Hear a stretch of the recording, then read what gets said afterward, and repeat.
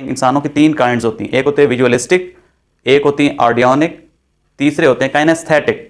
जो विजुअलिस्टिक होते हैं वो देखने पे ज़्यादा फोकस करते हैं और सीन ज़्यादा क्रिएट करते हैं और देखने को ज़्यादा इंपॉर्टेंस देते हैं, और उनकी बातों में भी यही फील होगा, वो ज़्यादा लफ्ज़ जो है वो देखना इस्तेमाल करेंगे। यानी कोई चीज़ उन्होंने देखी है तो वो कहेंगे it looks very beautiful, it looks very good. वो बार बार ये कहेंगे देखो मेरा भाई मेरी बात सुनो, यानी देखना जो है वो ज़्यादा अपनी ज़बान में यूज़ करेंगे। जबकि जो ऑडियोनिक होते हैं वो सुनने को ज़्यादा प्रेफर करते हैं, वो म्यूज़िक लवर होते हैं, और वो जब बातचीत भी कर रहे होंगे, सपोज एक ही चीज़ तीन बंदों ने देखी और तीनों की काइंड्स अलग हैं, तो जो विजुअलिस्टिक होगा वो कहेगा इट लुक्स वेरी ब्यूटीफुल, ठीक है, और जो ऑडियोनिक होगा वो कहेगा इट साउंड्स वेरी गुड या वेरी ब्यूटीफुल। और जो तीसरी काइंड है वो काइनेस्थेटिक होते हैं, वो ज़्यादातर फीलिंग ज़्यादा रखते हैं और वो टच करने को ज़्यादा प्रेफर करते हैं, और वो कहेंगे कि इट सीम्स वेरी गुड, ठीक है। तो उनकी ज़बान पे भी यही अल्फाज आएंगे और उनकी सोच में भी यही होंगे। तो आपने किसी को जज करना हो कि कौन सा बंदा जो है वो किस टाइप का है, तो उसकी आप बॉडी लैंग्वेज से, आइज मूवमेंट से भी आप उसको जज कर सकते हैं। यानी अगर कोई, जब हम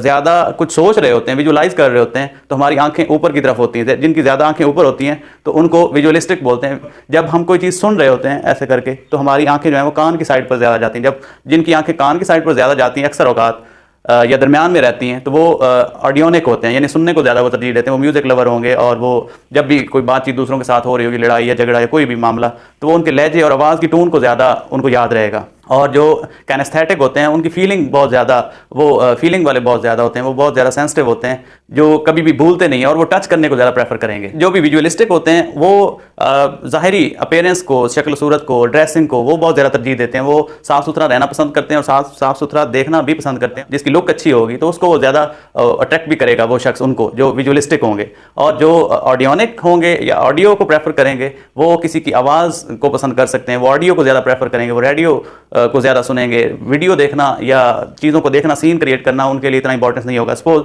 मैं एक मिसाल देता हूँ कि आपको मैं कहूँ कि आप ये सोचें कि आप समंदर में डूब रहे हैं, तो जो विजुअल होगा वो ये विजुअलाइज करेगा, इमेजिन करेगा कि मैं समंदर में कैसे डूब रहा हूँ, सीन सामने उसके आ जाएगा। और जो ऑडियोनिक होगा वो ये आवाज़ को फील करेगा, कैसे कोई समंदर में गिरता है तो उसकी आवाज़ कैसे होती है।